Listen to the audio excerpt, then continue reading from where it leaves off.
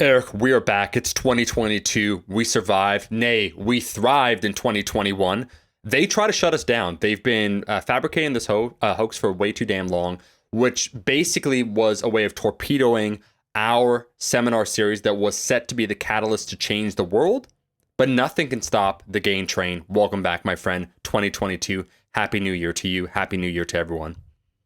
Yeah, Happy New Year, everybody. This is our first episode of 2022. I feel like we're off to a fresh start. Not that we needed it. No. None of those controversies took hold, like you said. But nonetheless, we've got a blank slate. And we're kicking things off with some pretty exciting stuff, in my opinion. Omar, I want to know how long it's going to be before you stop returning my texts, because you are just way too big time. How long? So that is unfortunate because I lost my phone, not because I'm not returning your text. Also, if you look out your window, you'll see adjacent to your complex is actually this place. So I have a green screen behind me to cover up your identity, because where I am would give everyone immediate knowledge of where you are in New Zealand. So this is a green screen. This is like the old background. But anyways, I'm here. The lockdown couldn't you're stop next door me. in a building, is what you're saying. What's that? You're next door in a building in Auckland, New Zealand. Yes, correct. If you want me to verbally admit, because by the time this airs, I will be in a different location, so I feel safe. Because, there's a few days we're recording this on it's a Tuesday. It's going to come out on the following Monday, so that would be January 10th. Like that. I have enough time. Hopefully you'll open your door to me by that time. Otherwise, it's going to get very awkward. See, this is what I love about Iron Culture. I try to do a beautiful segue into what we're going to talk about. And I explode. And you turn it into a bit. I love it. And so now, no segue, folks. What I was referring to, you got it. with Omar now being big time, is your boys on the History Channel. That's amazing. I mean, not the real History Channel on TV, but at least they're YouTube, right? Yeah, it's, when people say like, oh, you're going to be on go to the big screen, which is film. Oh, you're not on the big screen, you're on the small screen. Oh, that's TV. Congratulations. I'm on the even smaller screen, your phone, right? So we're on the YouTube channel, the streaming service. Eric, you know me, I don't like to talk about myself. This episode, there's some very interesting insights we get into, which I'm interested in talking about. But I will say, man, it was quite serendipitous how this worked out. This is true by the time Iron Culture drops right now, which is the Monday. It'll be 2 days post first episode launch, episode 1 on Ancient Gladiators. The series is called Ancient Workouts with Omar. To get into it for a little bit, back over summer, an executive producer, I have to give a huge shout out to him because none of this would be possible without him. Brian Huffman reached out to me. And at first I thought it was a joke. I mean, that's why when I posted the promo, Eric, a few days ago on Instagram, about 3% of people were like, is this a joke or is this real? Because it seems so far out of left field. Now, Eric's my actual in real life friend, so he knows my interest in history, in antiquity in particular. Certain cultures, I'm not this purveyor. I'm like, oh, I want to learn about everyone. I'm like, nah, it's Carthage. We're getting down with it. Oh, the Mongolians. Here we go. I'm very selective but passionate about certain cultures that I learned about over time. Anyways, and there is a reason behind that, how I got into it. That's pretty cool that we can get into. But anyways, nonetheless, this executive reached out. It was the History Channel. It was their email that they sent out like, hey, we would like to talk. We're interested in hosting a show with you. Here's the concept. And I did think it was a joke because it seemed so far out of left field. And then when I got on the phone, I did sign an NDA. So I will, I'll say what I can say. And I'll say that Brian's the man. And he was, based on his knowledge and how he communicated with me, he knew who I was, what I was about. He was aware that I basically had a interest in history. I don't think he knew how deep it was.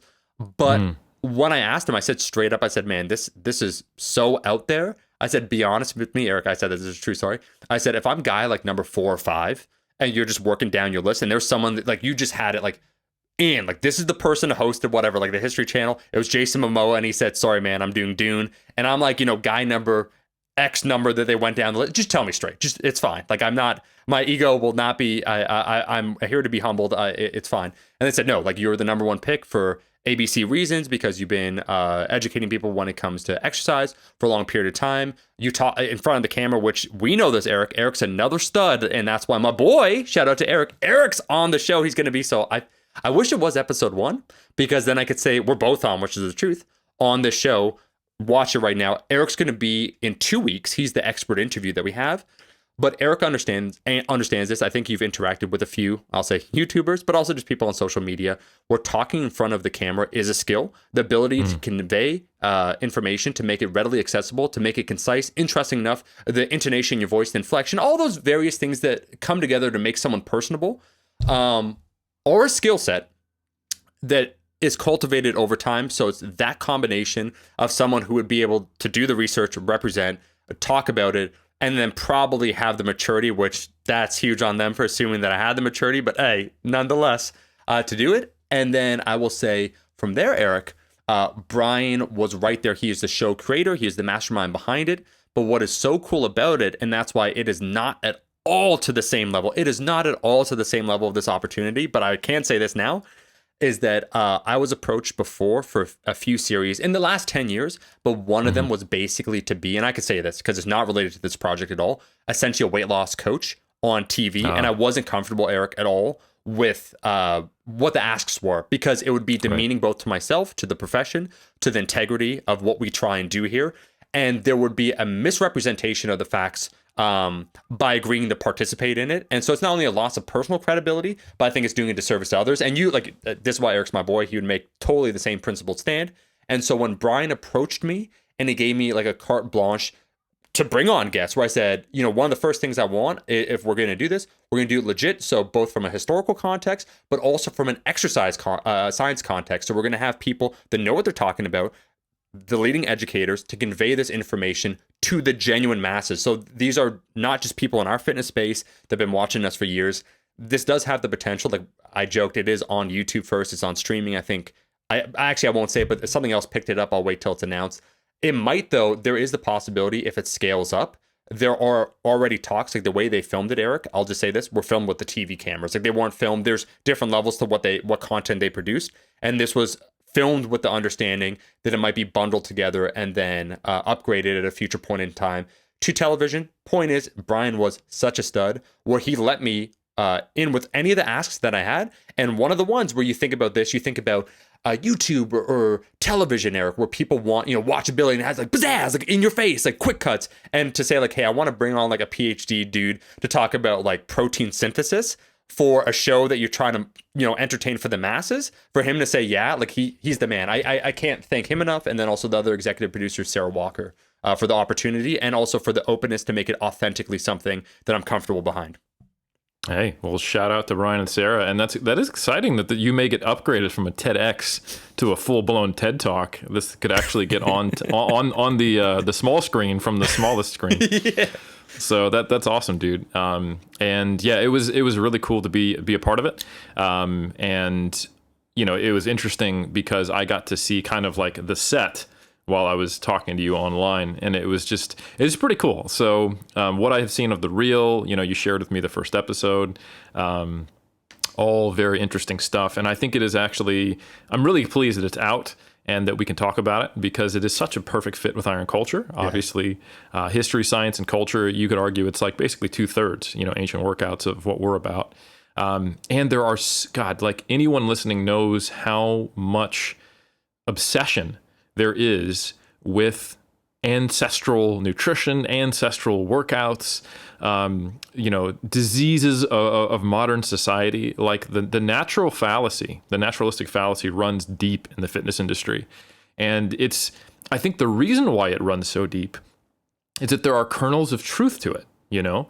Like you could make a very strong argument that most metabolic diseases that are costing healthcare the most and that have the most societal impact, you know, we're talking diabetes, that is something that only exists because we have food abundance at affordable costs where the masses can get overconsumption. You know, it is truly a disease of modern times. But, you know, where the context is lost is where people then go, well, everything that was done pre-modernity is ideal. You know, it's this very black or white thinking that we need to stay away from. Well, forget the fact that people were dying of syphilis and toothaches in their 30s. You know, that before the Industrial Revolution, you'd have 10 kids just so that 3 would survive and they could carry on with the family farm. We'll forget about polio. Like that's literally the truth. Yeah, 100%. Yeah.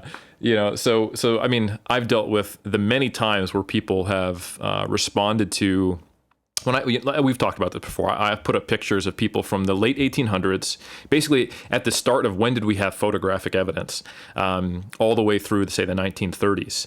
And in that era, people will often, when they see these physiques that they think are, unattainable in the modern era without anabolic steroids, they have these visceral reactions that lead to these highly illogical claims like, oh, but they must have, insert something about the modern day age that it was somehow worse in all ways compared to back then, which of course is not true.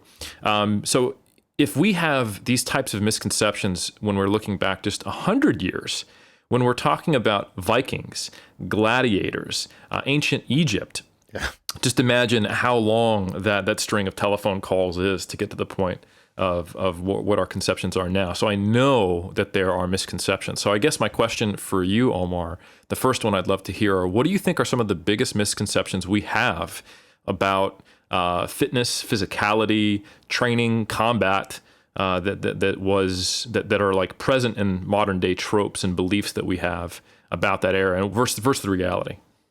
Yeah, Eric, I am not going to scuttle this. Trust me, I'm going to go right back on topic. I do want to just say, I will answer that question. I'll remember, don't worry. Is that I just want to say that I appreciate you and everything that the exercise science community has done. Those that have, over the last decade, dedicated themselves not only to research and everyone that came before, because it really is a continuous process, but to disseminate this information that puts us at this place. Like, just think about this, as you said, and we're not going to call out anyone in particular, but there's always marketing to be had, right? Because people, they want to develop these systems that, I think it was Andy Galpin when we had him on, where they talked about the idea of like the makings of a charlatan was something that sounds seemingly plausible, all these sorts of things. But to be able to get on this scale and give just real information, no compromises, and even every single episode, Eric, it's there like this is speculative. There's a lot that we don't know, and we're going to get into the concept of historical research and the training and everything else. It's fun to speculate. We try to come up with things that would be analogous to modern day, with the understanding that there's a difference between necessity and optimization, or what is optimal. And that's a wonderful thing to just get those things up front, say them, and so with a clean conscience, you could carry forward with the conversation. Like it is a wild thing, because that was some trepidation on my end for sure. And to your point, man, like even you said about how, like, during the industrial age, you would have 10 kids and 3 would survive. Like it is astonishing how accurate that is. Like one of my favorite writers, Anton Chekhov. So I'd be reading all these works of Russian literature, and you always hear like consumption. And he was a physician, and now a physician in the late 1800s, but nonetheless an educated fellow. But he got tuberculosis in the late 1800s, and he died. Consumption is tuberculosis. Died at the tender age of, I think, 38. And if you take a look in the last 500 years in industrial societies, let's say last 300 years or whatnot, the population percentage that died from something that is now incredibly preventable, I think it's 20%. Someone could look up the number, but if you think there's been over 5 billion people before the modern age, let's say like between 1800, 1900, whatever.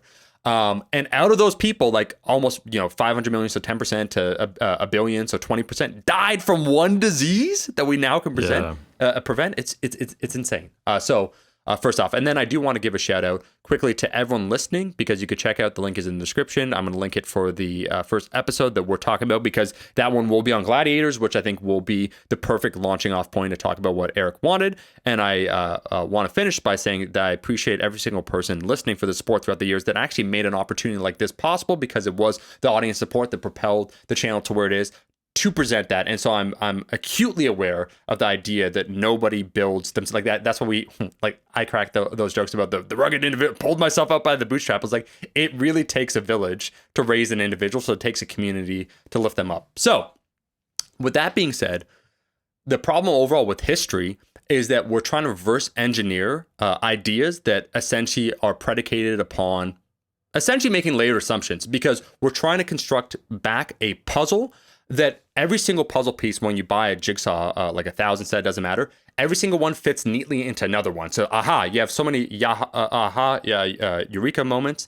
and you think to yourself, you're like, Archimedes, you're like, yeah, we got it. It's locked in place. History doesn't really work like that. It's like if Humpty Dumpty fell to the ground and every single piece has 10 different permutations that theoretically could work, and then they branch off from there. And so if one of the assumptions from that chain is wrong, man, if it really becomes something that's ingrained in the teaching, then it could stay there. And one of the things we're talking just very quickly off here that's not related to training, but is related to just the concept of taking a historical look, why primary sources are important, but then also an overall historical understanding, and then also having understanding of other disciplines. And that's why I want to talk to you about, Eric, because there is some overall deductions one can make if you have understandings. As an example, you exercise science, and then you take a look at history, right? Like knowledge is domain specific, but then you can apply it to another area. If you take a look at one of my favorite places, so Phoenicia, because I'm all about Carthage, Hannibal Barca is my dude, as well as his father, Hamilcar. But Phoenicia was one of the three great Mediterranean powers in antiquity. So you had Rome that later rose up after they conquered the Etruscans. You had the Greeks. You had the Phoenicians. And the Phoenicians had their city of Tyre. They were a big mercantile power. Anyways, over here in the West, it was the assumption because there were no existing poetic works, literature works, any works of great art, unlike the Greeks that had like the Odyssey and everything else, which actually, once again, there's such a confluence, Eric, these are tangents, but they're all interesting. Aphrodite is actually a goddess from the Near East, which Astarte, that was imported once again, or Melkart, which is once again a Tyrian like demigod. Hercules is essentially kind of based off of him, and that's why there's plenty of temples all over the world, and there's this confluence between cultures. So it wasn't like this is fundamentally Greek, and like that's why the Romans, if you look at their pantheon, like how many of them are Greek? Like there's this confluence anyways. But nonetheless, what ended up happening, because they couldn't find any artistic works, they couldn't find any literature, they couldn't find any poetry. All they could find are these stone tablets from the Phoenicians. And they're like, well, wait a second, all these tablets were of a mercantile variety. So they're like accounting, like Bob the Phoenician paid me, 500 shekels, and then we paid him this amount. That's all they could find. So like they were a heavily mercantile people. And then they discovered that they wrote primarily kind of similar to the Egyptians on parchment, which no one knew at the time had a half-life or would disintegrate over time. So unlike other pieces of paper that had a longer shelf life, they would disintegrate. So essentially you have now all these works of art that have been lost over time that are referenced by Greek authors. Like if you take a look at this Phoenician and they'll quote like a passage, and we don't even have any of the works. And so we know some of the names and we know some of the places.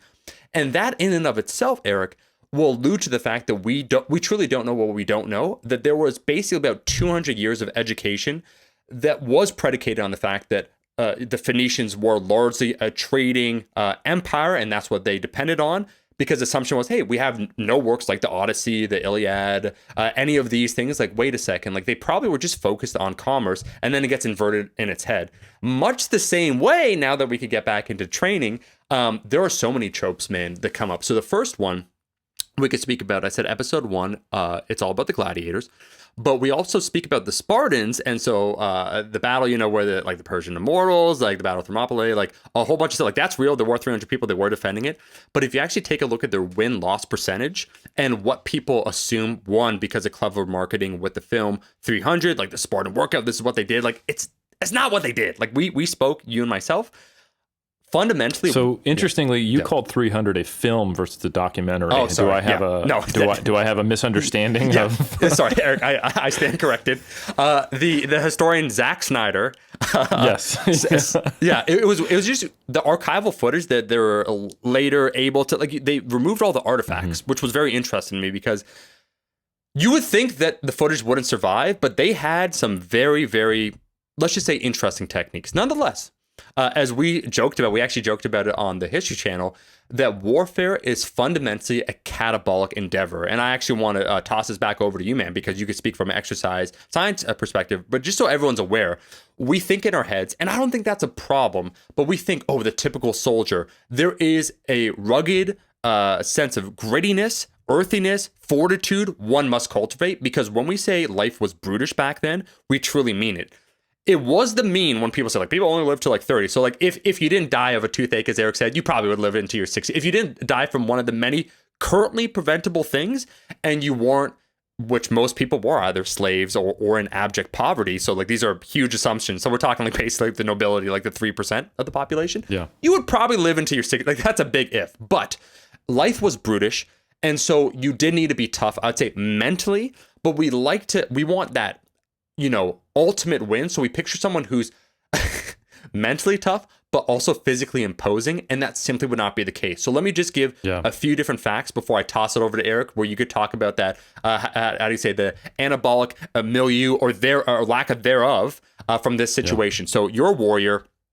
Most warriors, most fighters, unless you're part of the elite core group, you're probably malnourished because you're doing intermittent fasting, not by choice, but because the supply chain was pretty much the most important logistical aspect of any moving army. Like we could talk once again, that's why it's super fascinating about Hannibal Barca.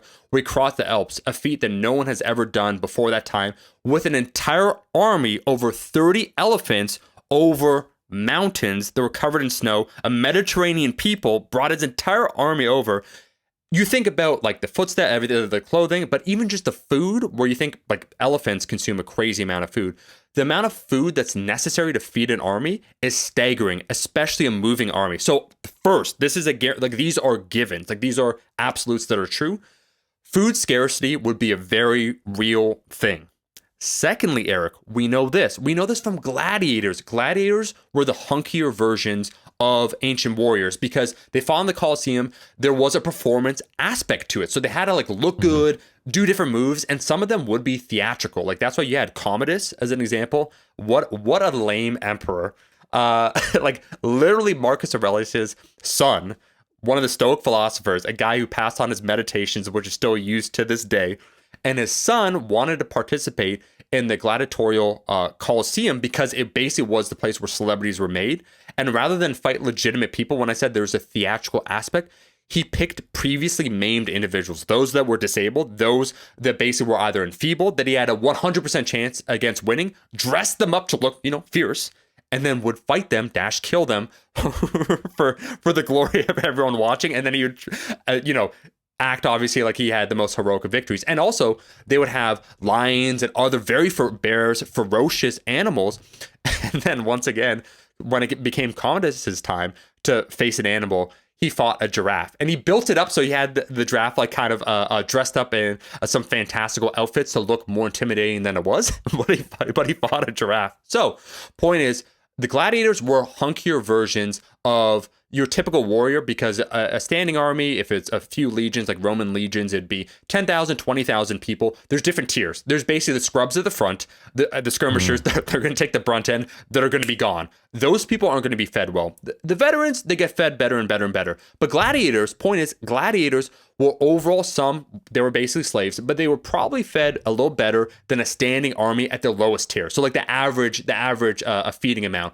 And we know they're actually called horiari, which essentially meant barley men, which was like the modern equivalent of kind of saying soy boy, where they didn't have access, Eric, to meat, because meat's always historically been a premium object. That's why for sacrifices, people measured their wealth in terms of how many animals they had, their livestock. And so meat wasn't a common occurrence. So food scarcity was a real thing. So it wasn't by choice, intermittent fasting. So that's one. Two, their protein consumption was abysmal. Like if we had to estimate and we could find out roughly what they're eating, it's probably sub 50 grams of protein per day, if they ate at all. So their food intake, atrocious. Two, let's talk about the hormonal cascade of fighting and almost dying. So you're, venturing overseas, your life is, you're on this precipice of basically almost dying at any given moment. So if you're a conquering army, you might have a positive, hormonal balance where you have that like high T floating in you. Hey, you're here to conquer, but probably not. Like most armies, that isn't the case. Most armies will experience, on average, it's about like 50% win-loss ratio, right?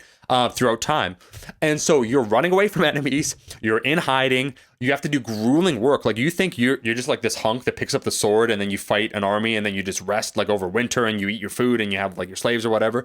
You would need to do a lot of the grueling work. As another example, where we talk about shit wasn't easy, it was absolutely brutal. So we have food scarcity, we have protein scarcity, and then the overall, let's say, hormonal arrangement for an average individual would be one where they're placed under heavy acute plus chronic stress. As an example, to bring up Hannibal's army, because he is my boy, when he had to cross a particular part of France, the Rhone, or Rhone, I'm probably a Rhine, then Rhine, maybe I assume is like modern day. Anyways, he had to cross this river, and over this river, he had to have his men basically build a moat because the elephants wouldn't swim across it. But this took an entire week. And so and were there laborers there? There were a few, once again, slaves and other individuals that you have in an army. But the army, Eric, did the brunt work of that. So now not only do you have malnourishment, like straight up malnourishment, and not only are you stressed out all the time, there's physical labor involved that is not, from an anabolic standpoint, is not conducive to growth. So you have long marches. So you're doing basically a lot of aerobic activity under high stress with poor nourishment. You combine all those things together, not to mention that and we can explore for sure how they trained in the tetrad system that like the gladiators used and that the Greeks developed, and like they were real things. But even if you train, let's say, fairly well, and you did a lot of the things that were commonplace back then, such as wrestling, if I gave you that groundwork, Eric, for an individual to, in quotations, make some gains, what do you think, even if they followed the best, power building split in existence, how do you think they would look? I think they would look like a hypogonadal, overtrained endurance athletes who only eat grains for the most part, Mm-hmm. Yeah. So, yeah, I just think that's so interesting because, like, I could be wrong, and I only sort of care because we know it's a terrible movie anyway, but Game Changers, yep. The vegan propaganda, I believe they cited like gladiators as because they ate vegetarian diets, that's why they were awesome. But I think it's a much more sobering reality to understand that they were slaves and they didn't have meat because we're not going to give them meat, Yeah. And, they also, I think we're supposed to be a little higher in body fat, a little healthier because they needed to, like they were a commodity. Yeah. They were the entertainment for the people. And they had it probably way better than the actual soldiers who would have to travel. We're talking 8 to 12 hour days of marching most of the time, which is crazy when you think about it. Yeah. Like if you think about it, like an army of 10,000 people, each person probably expending on average 4,000 to 6,000 calories a day.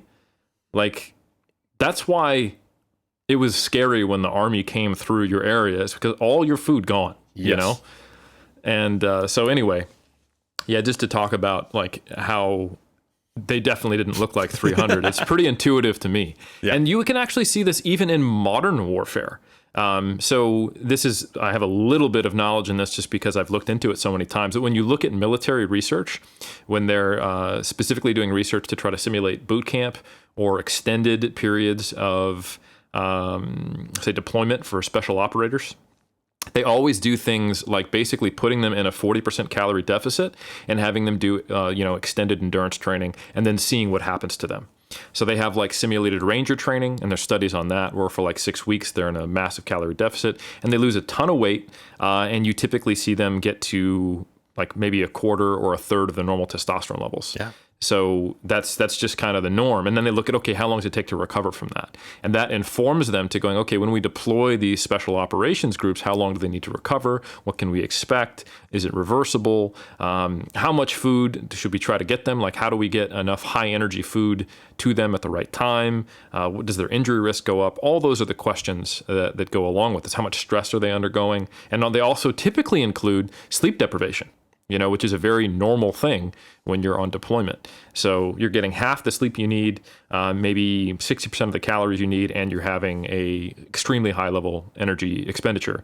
And your life is in danger multiple times, So that's not exactly how you get jacked. That's not the muscle farming formula, so by any means.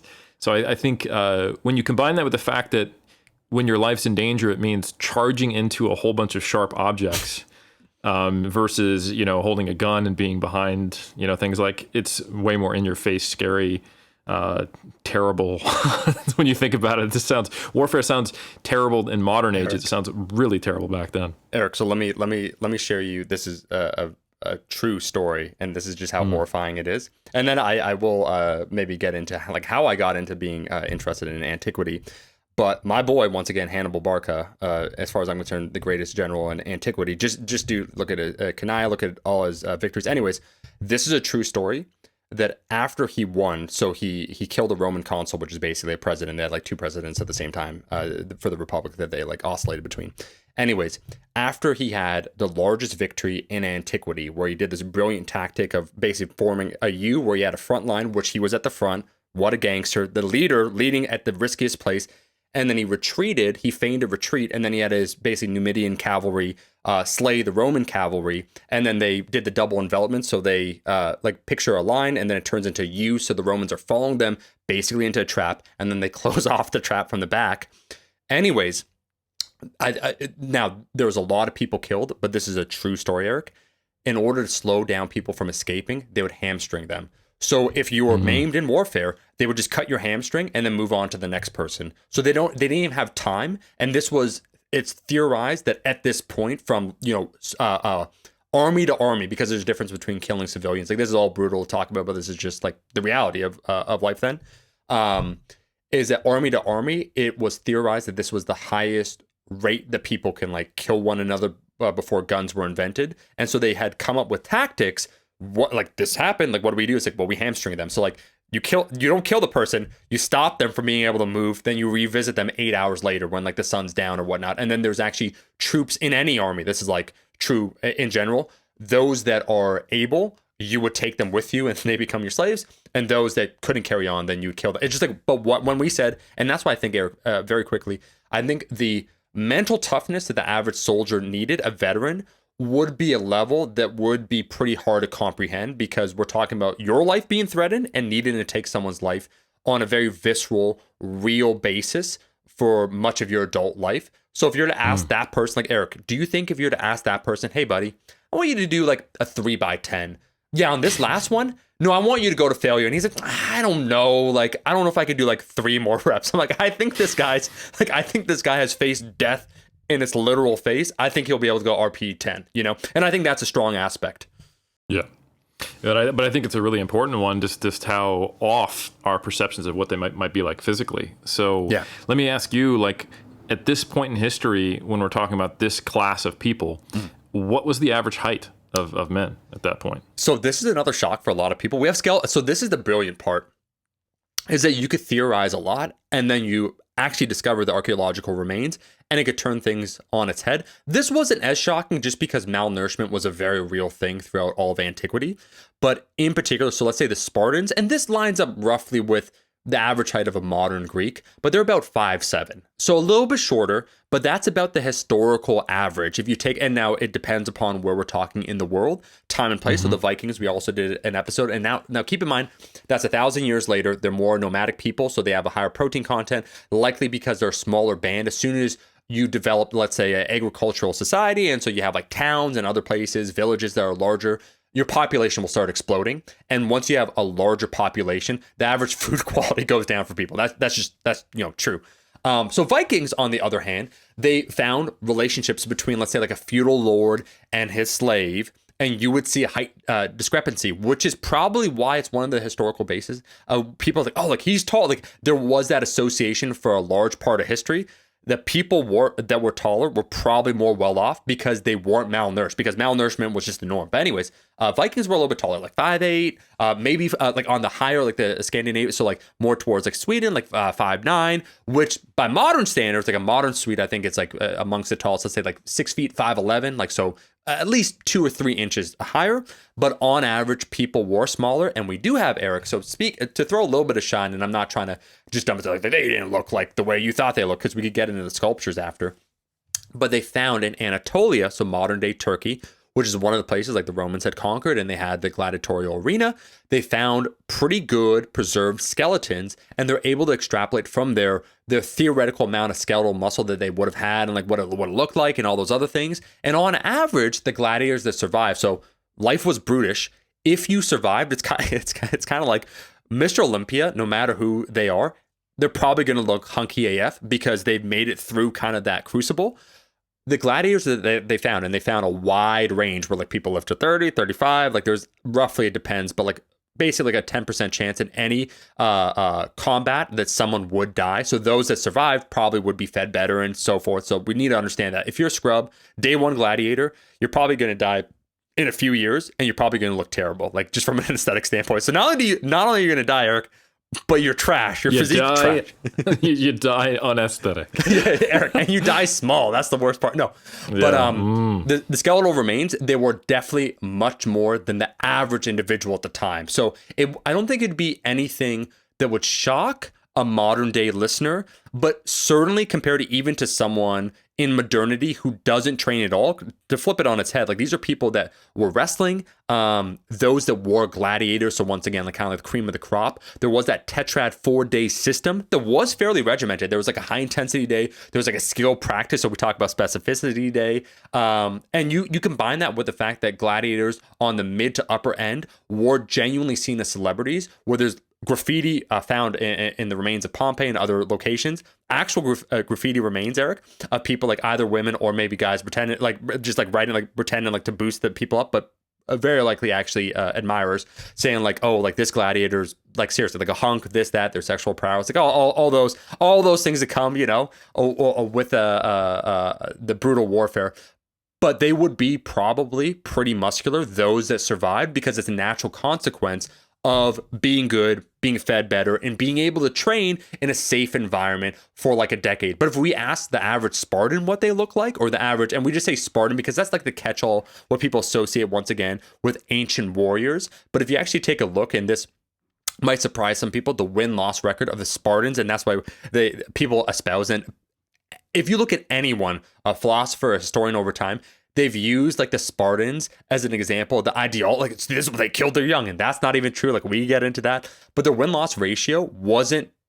You actually would say if you were to run a statistical analysis, I don't think it'd be statistically significant, the findings of their win-loss ratio compared to your average Greek state. It's that they won the battle Thermopylae, and then they turned that into a propaganda piece. That isn't a bad thing, but I'm just saying, like, it's like that guy that caught that one touchdown in like that one high school game, and he won't shut up about it, even though that was his moment. So yeah, the average warrior, probably not that aesthetic. We do see, on the other hand, when we talk about the Olympics. So Omar, let me just tie some things together. So you've kind of been all over. So a couple things.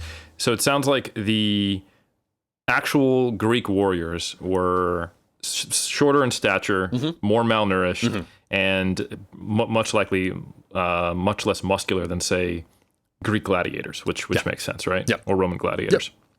Yep.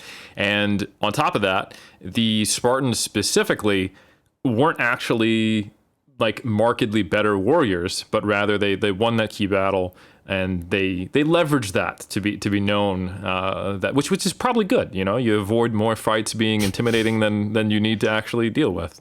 And then you mentioned the tetrad system. Yeah. So that's the actual training modality that the gladiators used? Yeah. So Philostratus is the person, or at least once again, the part that's interesting, Eric. And this is crazy to imagine. It's kind of like imagine in modernity if someone else came up with something, but you're the only surviving work. So you didn't come up with it, but you're someone writing about it, and then it kind of gets credited to you. So not taking anything away from him. But like any other system, it's safe to say that it was through several centuries of iterations of finding out what works, what didn't work, what seemed to produce the results, what got passed down through both oral tradition, but also what was written down. Keep in mind, most people definitely could not read at that time. But the concept in the gladiatorial arena, it would be primarily for combat, but there was physical conditioning, which was a safe way. So this is actually kind of funny when we spoke about warfare. Think about this. We're all complaining today about injuries.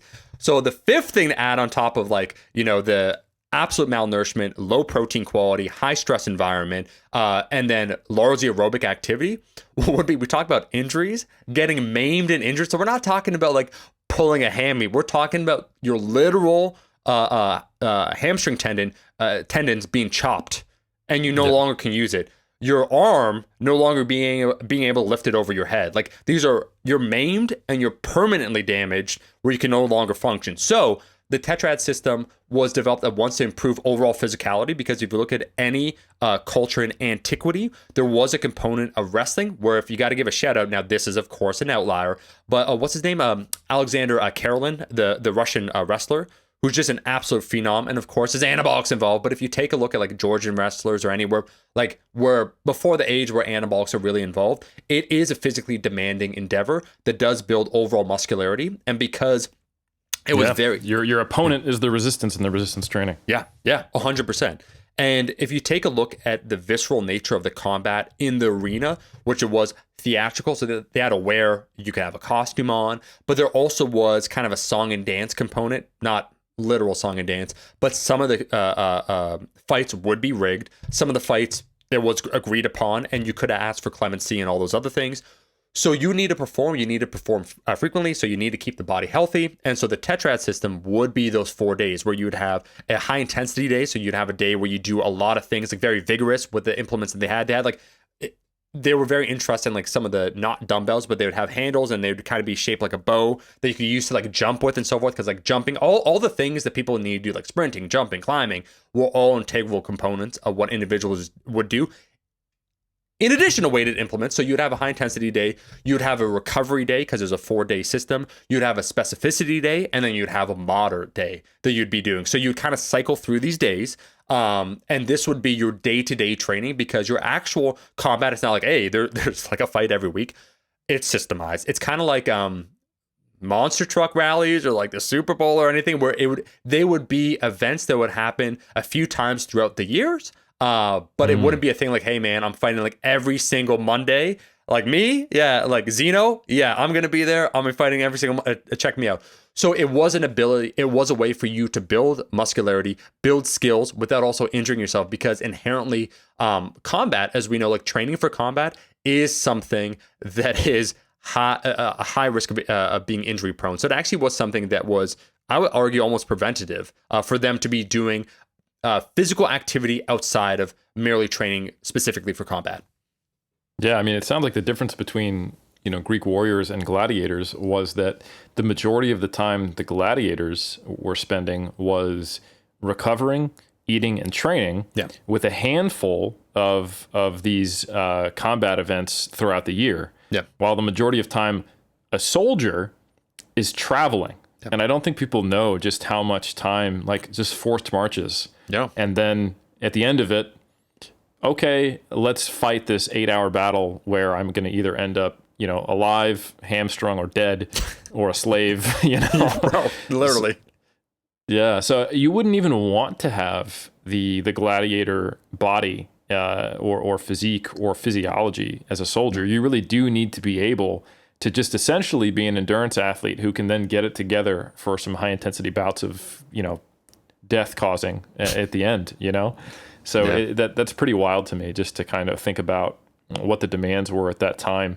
And also, we're talking about an age where there was no antibiotics. We're talking about an age where there were no vaccines. Most of these diseases were not treatable.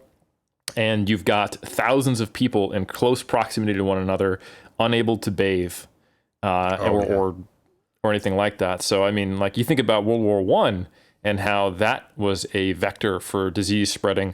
That was in the 1900s, where it, like leaps and bounds of medical science above this era. So just imagine, you were probably just as likely to die of disease or famine than you were to actually die by, getting a gladius through your stomach or whatever. So it's kind of a crazy time to think about. So no, we're not talking about a whole bunch of people looking like CrossFit pros running around who are thinking they're on the paleo diet.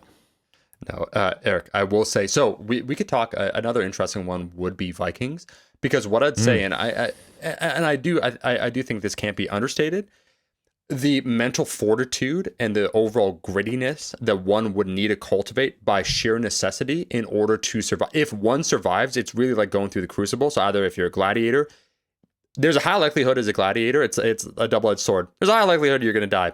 If you don't die early on, you're probably going to live a long time. And if you're probably going to live a long time, you're probably going to live well, right? It's like kind of a crazy. So it's like those that weren't able to keep up with the demands would unfortunately die. But that's true of all armies, So I got a question about gladiators because, like, Yeah. obviously the documentary that we're aware of, that one is, Gladiator. No, that's a great aptly documentary. titled. Yeah, I love it. Shout out Russell Crowe. So the concept is that, hey, if you win enough titles or whatever as a gladiator and you go long enough, then you can no longer be a slave. You get your freedom, and then maybe you can become a trainer, or basically you can retire as a gladiator. Is that accurate? And then how many of them actually had that outcome?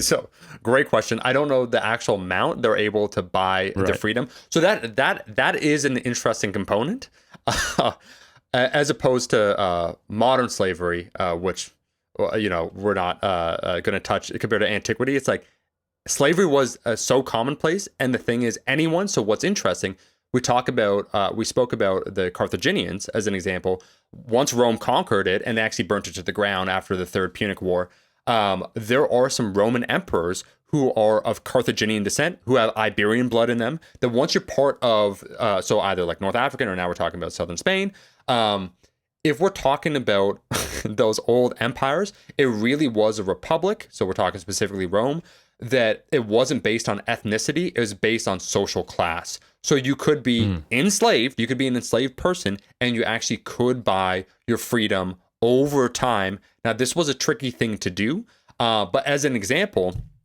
you could be and it's crazy for us to believe, where you're like, oh, like Rome, like we talk about like Western civilization. I'm like, what was treated as the barbarian lands? Britain. Like if you were from Britain, it's like you were a barbarian. Like someone from Egypt and someone from Rome had far more in common, and they were viewed each other as like civilized individuals or what have you. Then if you're of Gaelic descent, so let's say like you're French or like Germanic, that's the whole Visigoths that like sacked Rome, or like the barbarian people to the north. So it's interesting when we even think about the concept of who would be there. And then the concept of buying your freedom, which actually was an opportunity. It'd be very low. There were some people, one of the coolest stories, on the other hand, was that of Spartacus, the Thracian. So he would be modern day kind of Bulgaria, Serbia, Macedonia, like that area. And anyways, he was someone who was part of that area. And so Rome was always looking for conquest and expansion. He was captured and enslaved, which was just the thing that happened. And then he rose up in the ranks, was a stud in the arena. Like, I mean, a stud. And then he caused, which is super cool, an uprising. So it wasn't all like hunky dory, like, yeah, man, like I want to do this. And so he led an uprising with other gladiators, killed his captors, fled, raised a slave army, led a revolt, defeated a consul. So once again, the equivalent of a modern day president. And then because like I get back to this, the logistics of ancient warfare was one of the things that if you didn't have that perfected, your army wouldn't exist. So it was highly volatile having like, a slave army that rose out of nothing, and like mercenaries and everything else. So he won some battles. He was really astute at tactics. And then we don't know how his life ended, but he probably was murdered, like captured, all those other things. So there was like the tales in antiquity are pretty crazy to think about. And it was possible, but probably for that, like if we're just being real, Eric, for the average person, like you're born into slavery, like you're gonna die in slavery. But it was certainly possible, and it was it sounds a little more like what we would consider in modern era like indentured servitude. Sure. Yeah. It's incredibly you're unlikely. Not buying out. You like this is a really low probability, but theoretically possible, right? Yeah, it's probably like 1 in 1,000. Like this is just pure conjecture, but like it's like 1 in 1,000. Right. So like yeah, it's possible. Okay. Now I will say, Eric, another thing that's interesting, and that's why they'll notice on the show that we have so the challenge. So we do a challenge at the end, and that's why it's ancient workouts with Omar. And now these are all, and that's where Eric comes in. We have shout out to Eric Trexler. So we have Stronger Than Science, I believe, is their 2022 name. Eric, is that right? Stronger Than Science.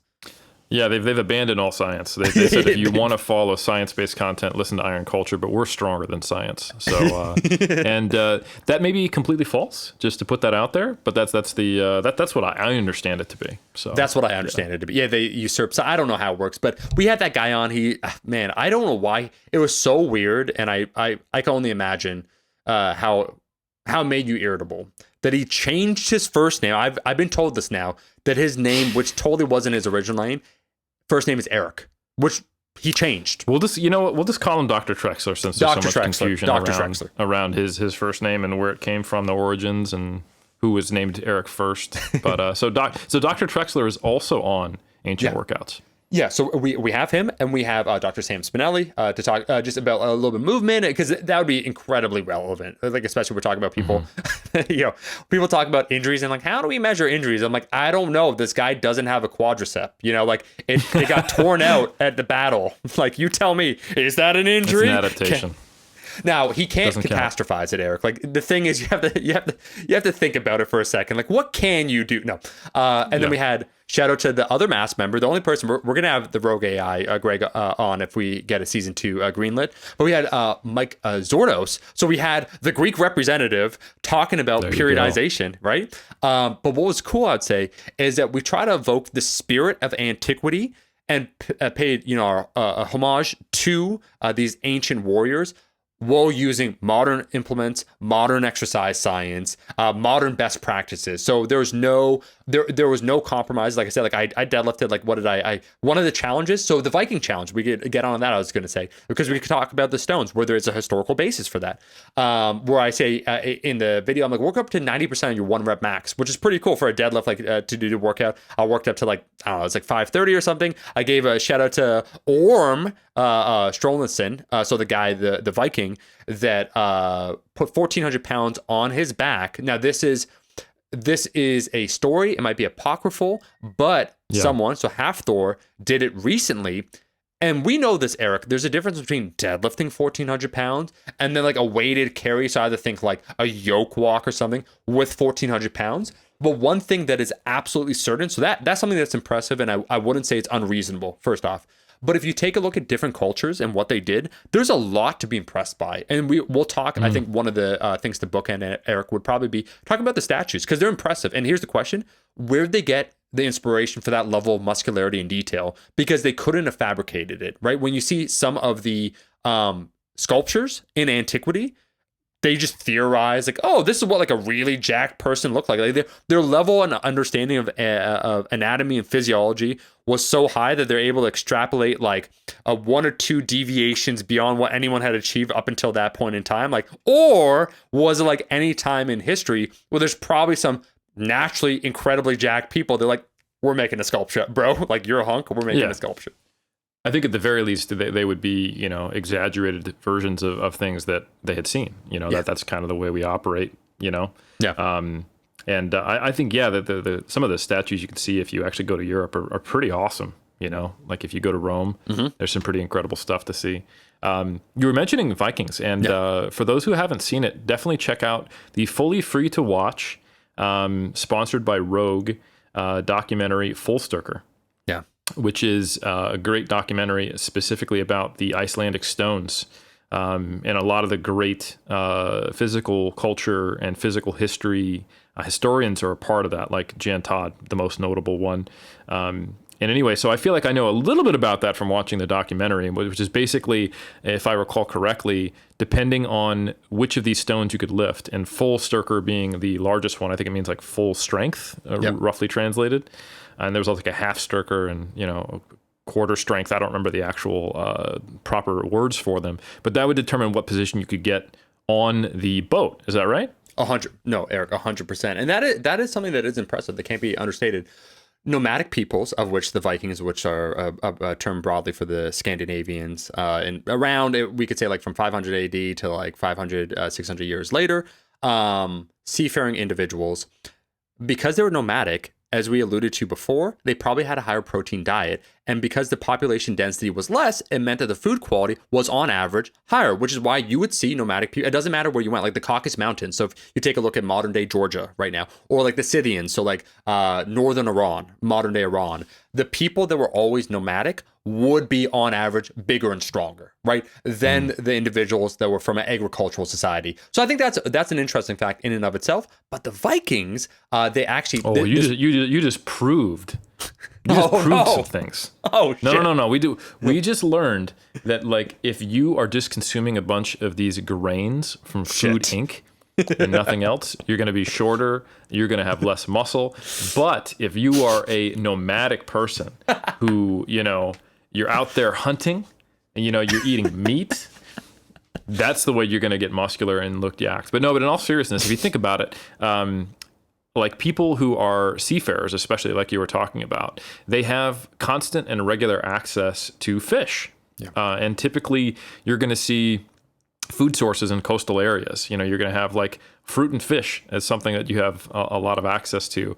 And like you look at island nations, I'm not, like I said, I'm not an anthropologist, I'm not a historian, but generally there is less food scarcity in those type of societies. And it is really interesting to hear that when you look at seafaring nomadic peoples, that they have higher average height and probably therefore more muscularity, which is really interesting. So anyway, carry on. I just wanted to take that brief moment. No, Eric, 100%. And that's the thing, because I know someone might bring up a point, is that it's relative also to their geographic location, because every single area is unique unto itself. So if you compare a Viking, someone, a Scandinavian, compared to their neighbor who was from an agricultural society, there'd totally be a discrepancy. But we're not comparing like across cultures. And that's interesting because, life, we're getting back to that tonic, and that's why people are like, modern life is rough. Like, I wish we could go back to the old days. I'm like, what era are we talking about? Because for most of human existence, it would be like a level of challenge that your body essentially breaks down. Like, it's not unusual to find skeletal remains with tons of, when we say like actual injuries, I'm talking actual injuries that would lead to either deformities. And remember, there was no like bone resetting here. There's no like, oh, I'm going to see my physiotherapist on Tuesday. Like, he's this bad back I got. It's like, no, you permanently now have a hunchback. So what I just don't want to understate that, because I want that appeal. We said that ancestral appeal. We just got to keep it real. But those that were able to survive. So let's talk the Vikings. Super cool group of individuals where naturally the work was pretty tough, man. So they had their boats, the rowers, they were actually pretty damn big, which meant that overall every single stroke, so like the stroke volume that they had to generate the force, would be a higher demand than if you look at in the Mediterranean, where they had multiple tiers of oars. So the oars on average would be bigger, they would be longer, which means every single one that you're rowing back, I mean, that's a whole lot of back musculature doing the work, which is why it's not unusual. So it was in Iceland, and was this like a common practice all over, for the seafaring people? Probably not, but it did exist, and it was a metric used for your position on the boat, because guess what? You're trying to generate power or speed over a lengthy period of time. And even things, Eric, like the fishing that they did, when you think about the buckets and they, discover like some of the implements they use, it wouldn't be light. Like, I don't have the exact amount for hauling the fish, but like it's heavy. And so they have a higher protein content. They have a more physically demanding day to day, because I'd say if you're once again part of an agricultural society and you are a farmer, it's tough and it is physically demanding, but of a different variety versus rowing a boat, picking things up, picking up the fish and the implements you need, being in a more rugged environment. So it's not surprising then that the Vikings probably on average were a little bit tougher and a little bit stronger per person. And so there is some actual credibility to some of those claims. And that's why even later on, or depending on what time we're talking, we actually talk, it's around the time, but the Pharyngian Guard, anyone that's interested, of the Byzantine Empire. So the empire that would be, it was Constantinople, then it became Istanbul when the Turkish army conquered it. But they had essentially a Viking guard of people that were super tough and strong, because guess what? They were kind of those badass mercenaries that if you need like a hit squad, they're it. And everything that you've done up until that point in time as a culture or nation of people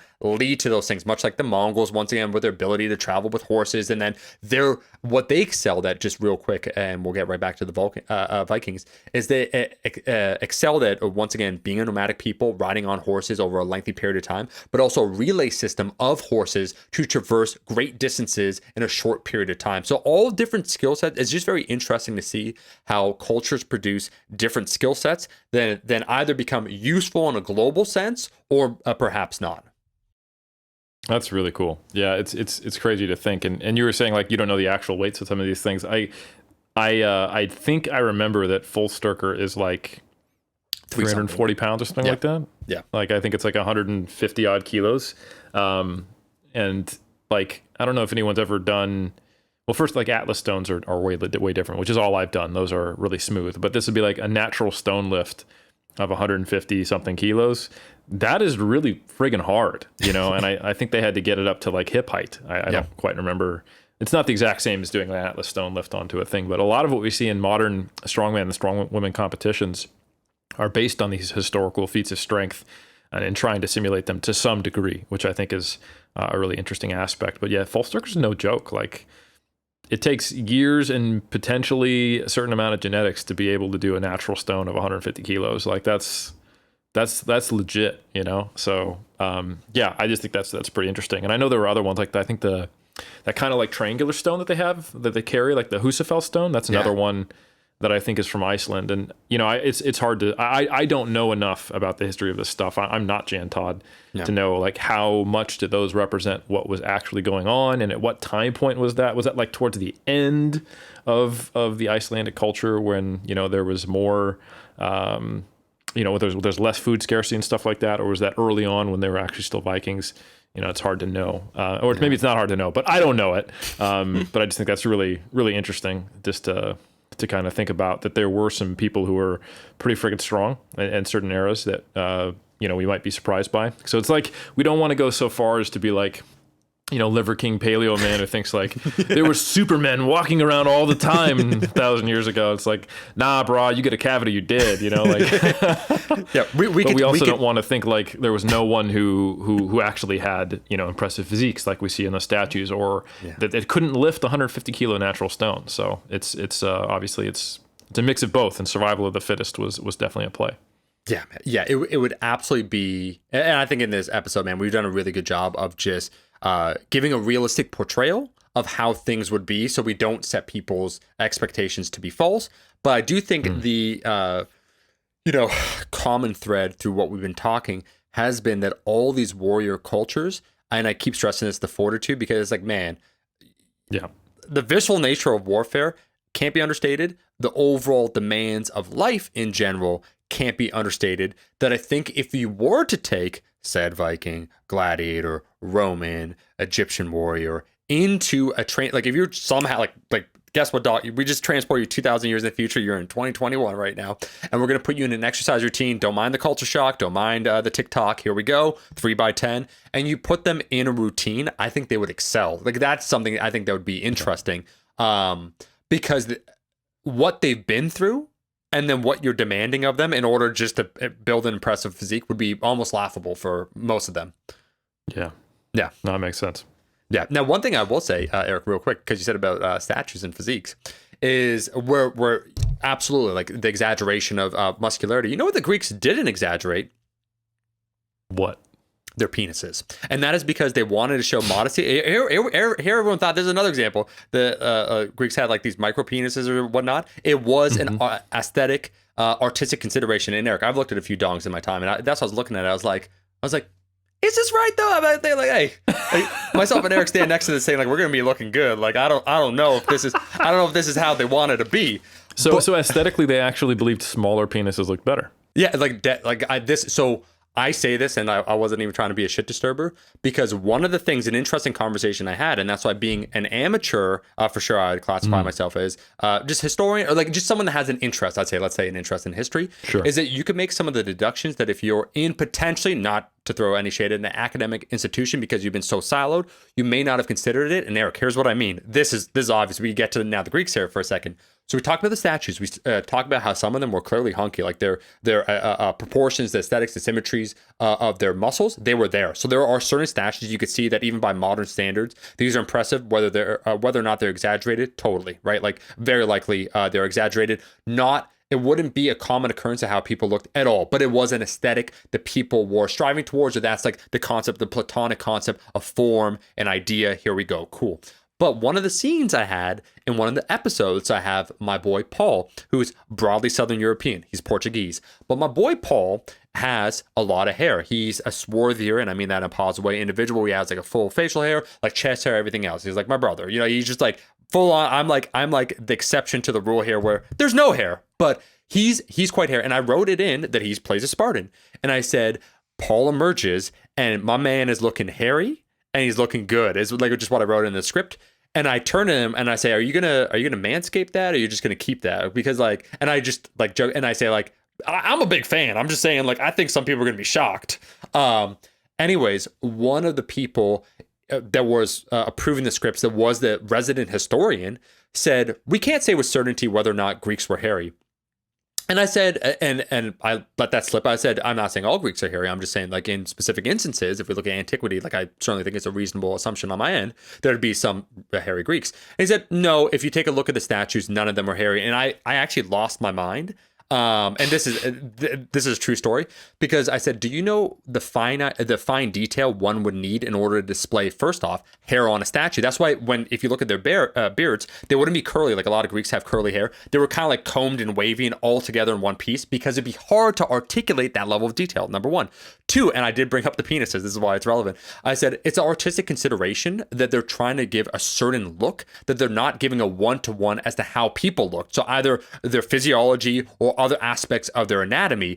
It's not a reasonable extrapolation to say the statues in any way, shape, or form are how an average Greek would have looked. I think a reasonable assumption, and Eric, correct me if I'm wrong, here, what you think, would be if you look at the genealogy of Greeks, and they're not a people, so there are certain people like Turks, we talked about, for example, there were ancient Anatolians, and then there were the Central Asian Turks that came into the area, that mingled and formed now modern day Turks. So their ethnic genealogy would be different from like 2,000 years ago. Greeks, they've more or less been the same.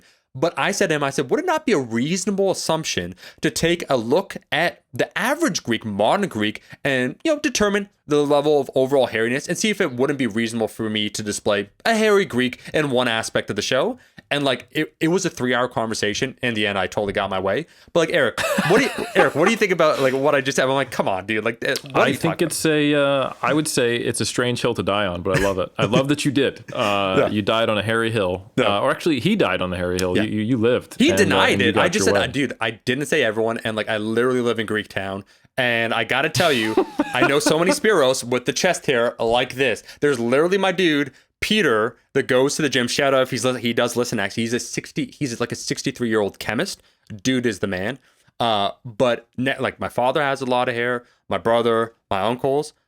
I am telling you, Eric, my man has a rug on his back, and that is respect there.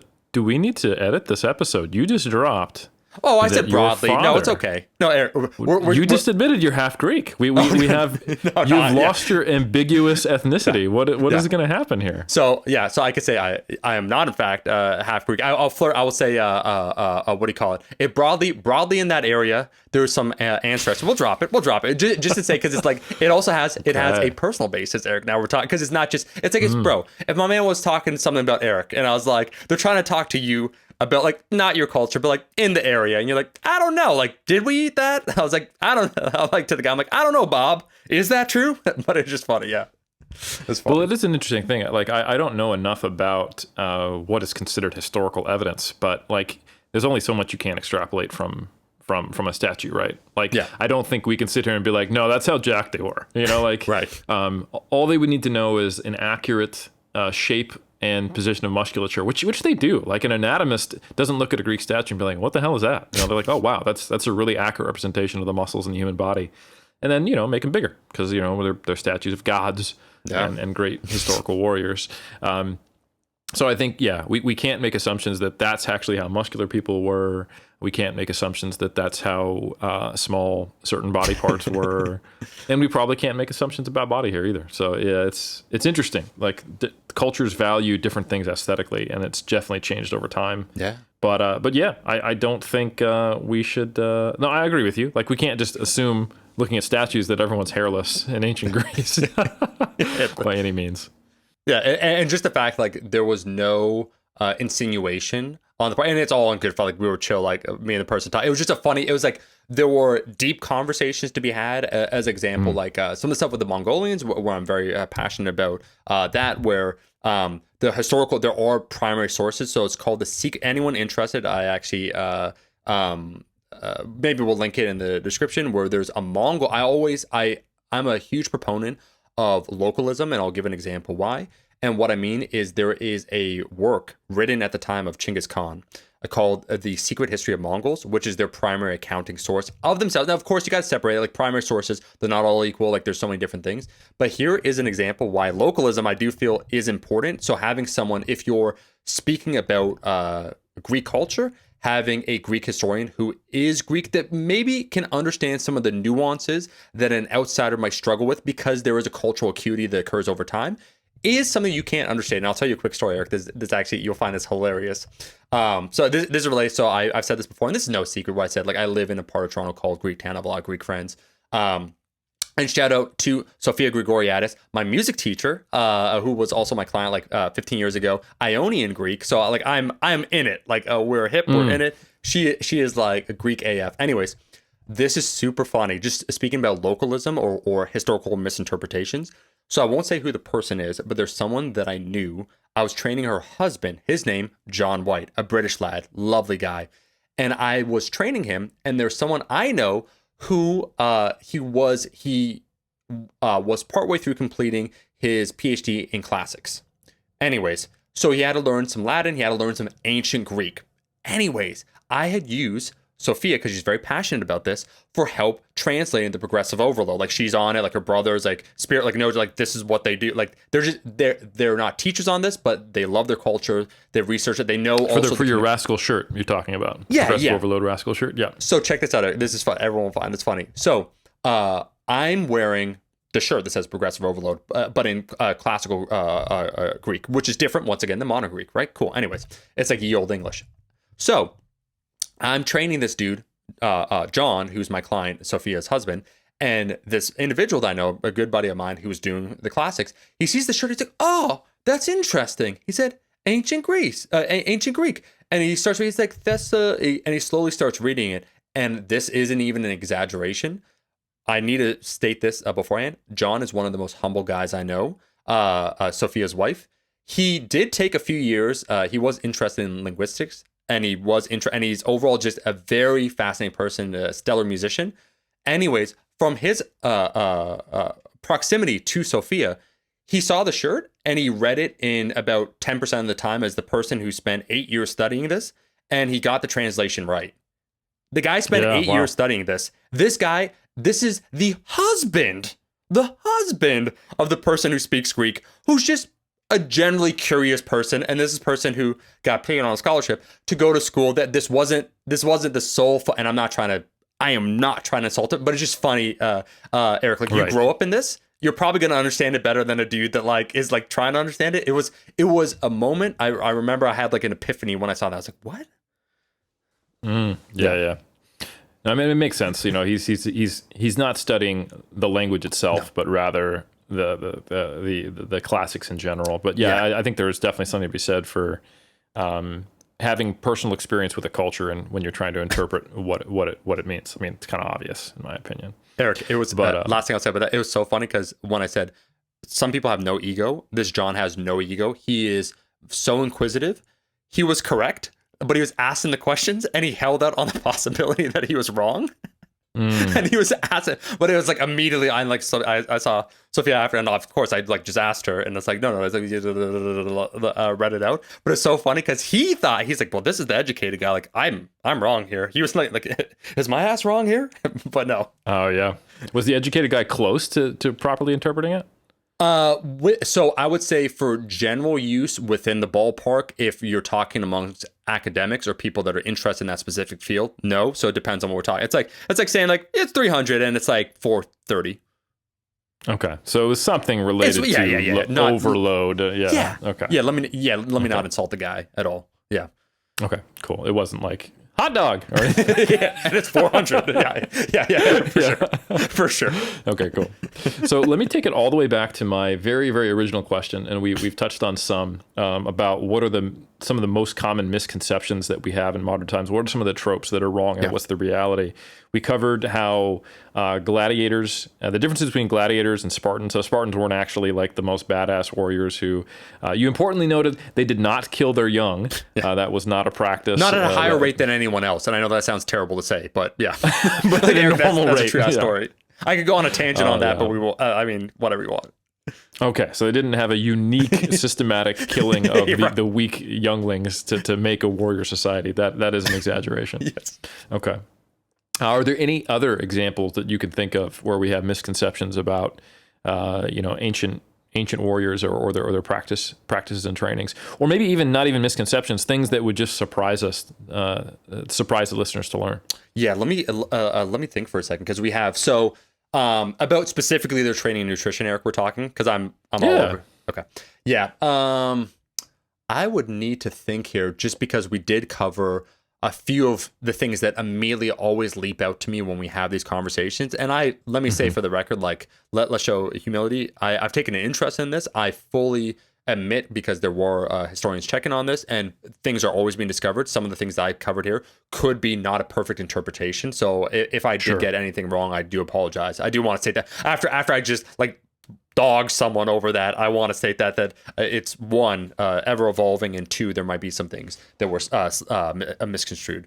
I would say if we could talk maybe a little bit just about medieval knights, because that's another thing that people are interested in, where they did have a system. Oh man, I am good. He was French. I'm gonna butcher. I'm not even gonna try and say his name, but there was Balsicot.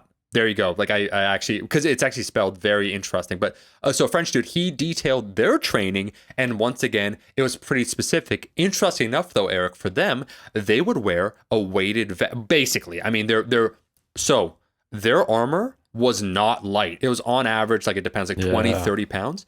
Like, it depends on what generation we're talking, what warfare we're talking, what class of people we're talking. But it wasn't light, and it is.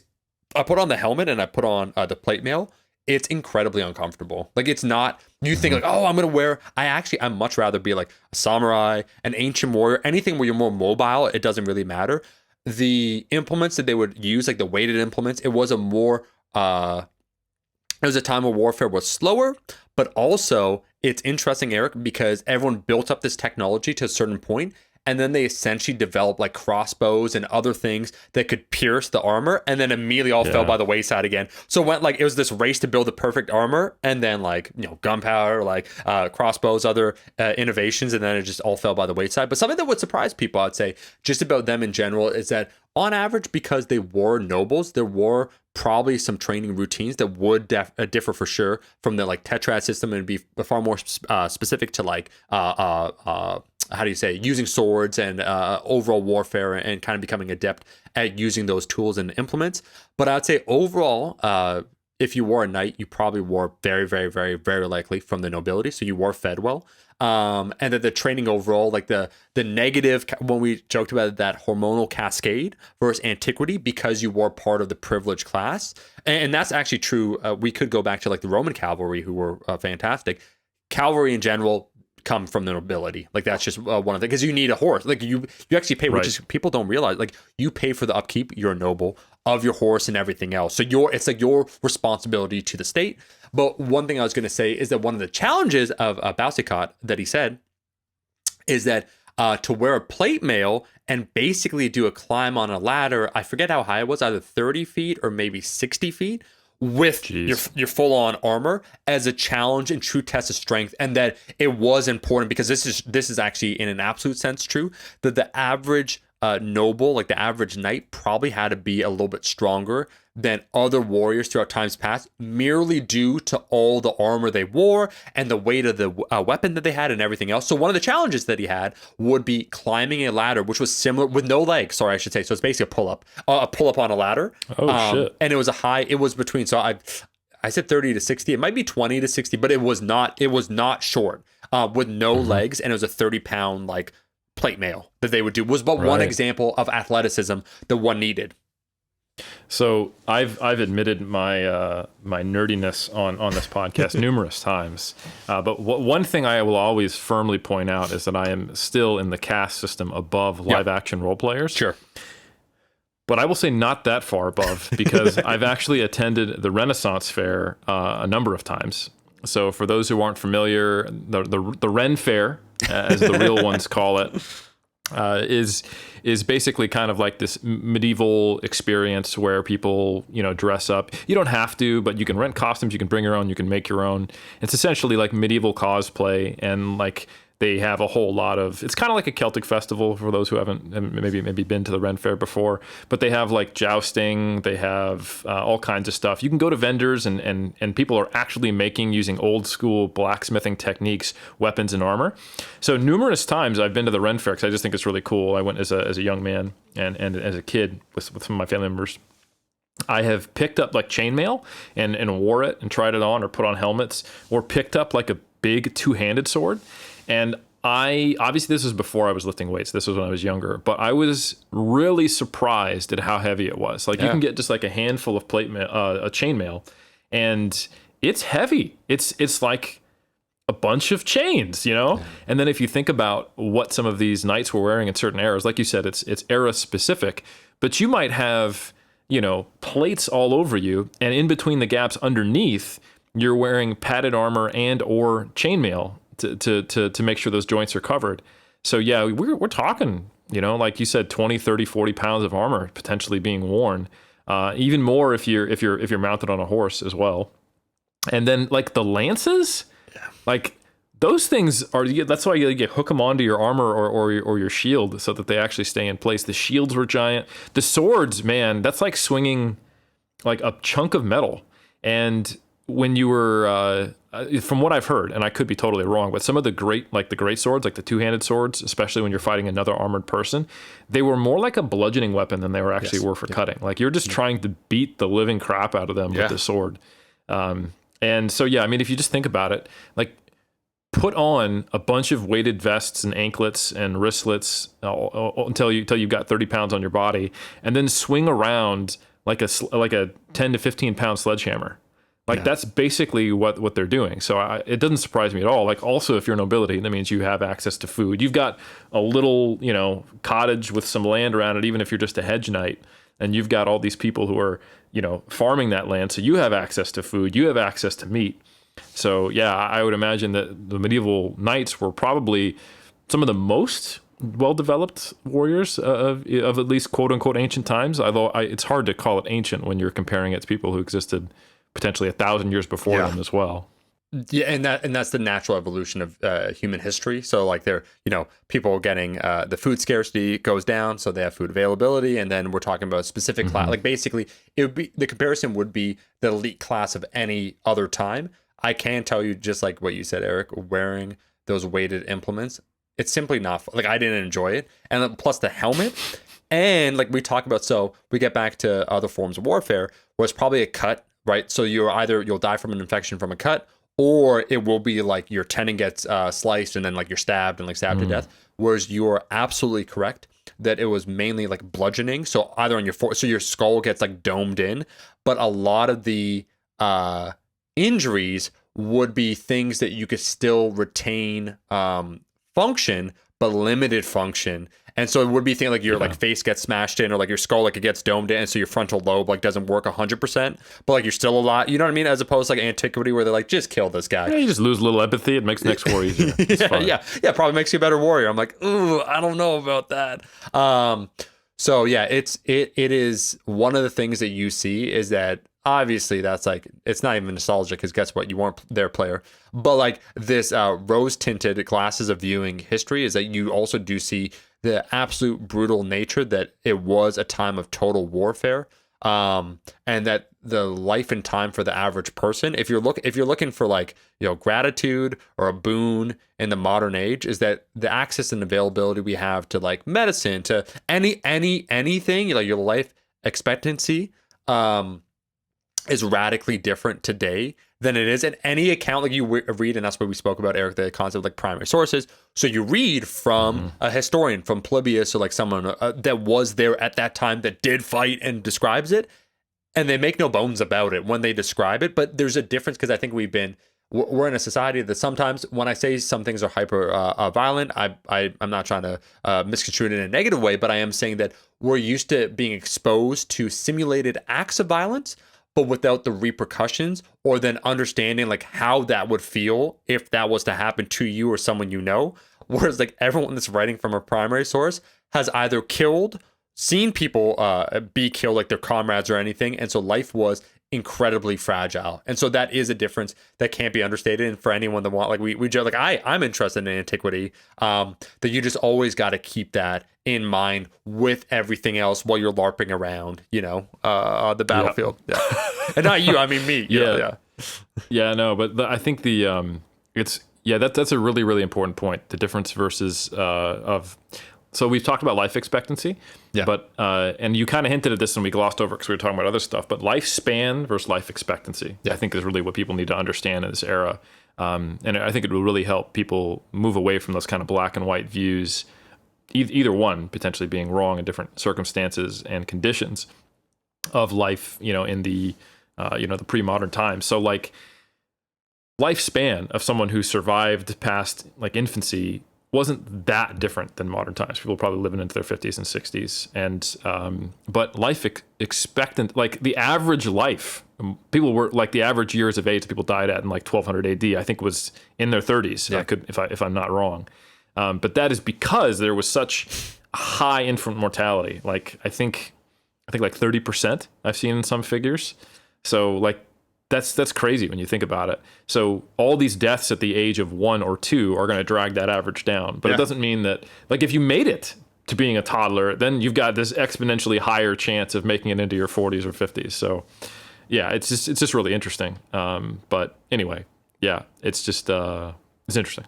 That's all I have to say. Man, yeah, it was really cool, Eric, to take this opportunity for this episode. One, to talk about all those things, to reminisce, because this was filmed. And what's so crazy is that, like I said, I have to sincerely thank the History Channel, Brian, for giving this opportunity. Because when I said he fought for this, it was something that he conceptualized in his head. He approached me. And then the time for execution, for a variety of reasons, we had from the time of me agreeing to do it, 2 weeks to turn around the scripts, film the damn thing, and then they worked on the editing process. And when I say like it's like a tiny miracle, man, it even worked out. That originally the plan, because obviously everyone was unaware, I'm Canadian, History Channel is in America, they're going to fly me over. Well, obviously COVID protocols, and immediately, like, that didn't even stop him for a second, where he's like, I'm sending the director to you in Toronto. I was like, you're what?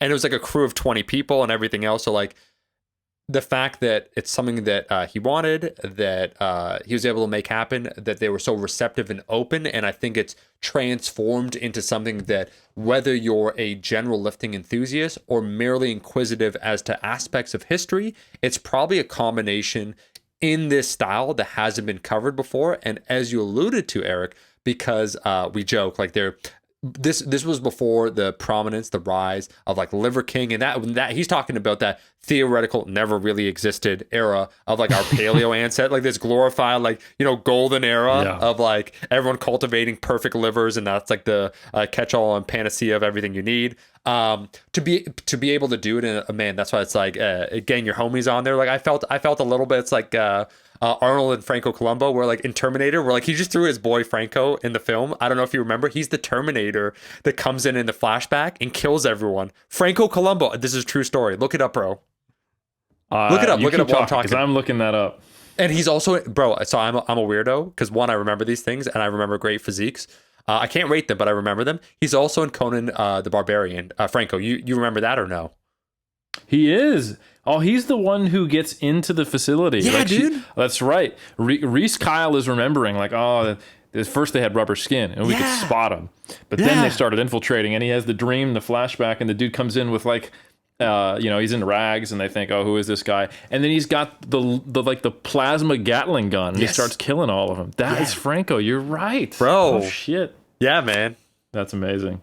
No, that's they hid the fact that Terminator was really short very well.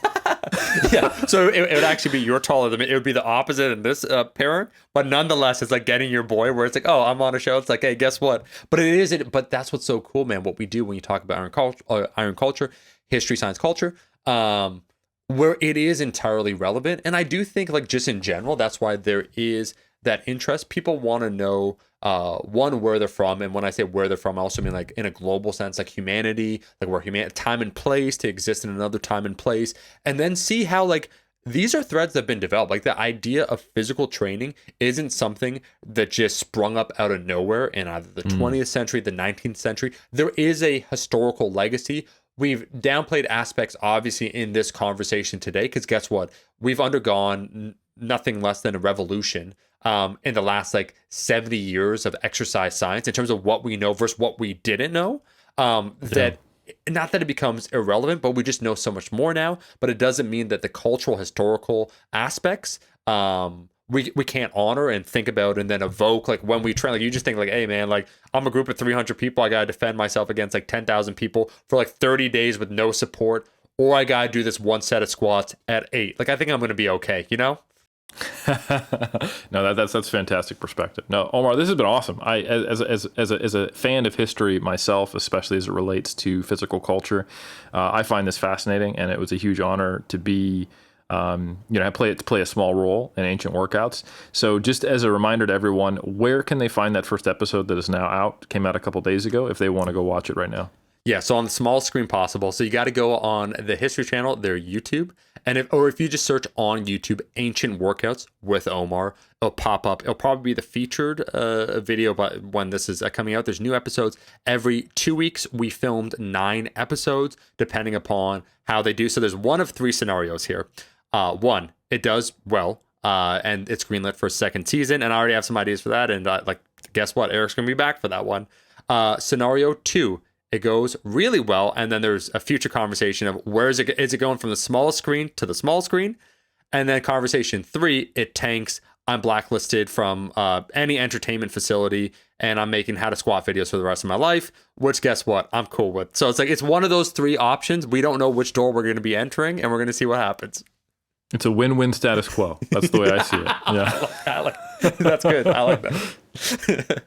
Yeah, man. No, Eric, thank you. Like, you know me, I have a minor trepidation. I'm like, I gotta talk about, but like the subject matter itself it's compelling. Like we're both, Eric, we're gonna host a show. It's like no one's gonna pick it up, but we're gonna pitch it called Hunks of History, where we just rate physiques and everyone wins. Like everyone gets a first place, and we just talk. We talk about the historical context of like, yeah, this guy would have this sculpture. Like this is also. Did you know this about like ancient Greece? And we give the window dressing of history, but it's mainly just admiring physiques of times, hunks of history. Hunks of history, and with the byline of "We Myron, bro." So yeah, I like it. Yeah. We Myron. You Myron? Yeah, we Myron. 100%.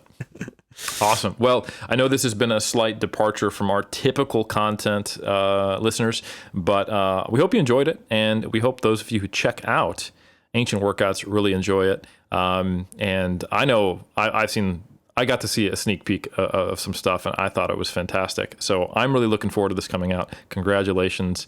And we will see you next week, every single Monday. That's right. Eric Helms is closing out this episode because Omar's talked enough. So you know what to do. Leave that rating. The only rating we ever want is the only one that matters, and that's 5 stars. So folks, we'll be back. History, Science, Culture, every single Monday.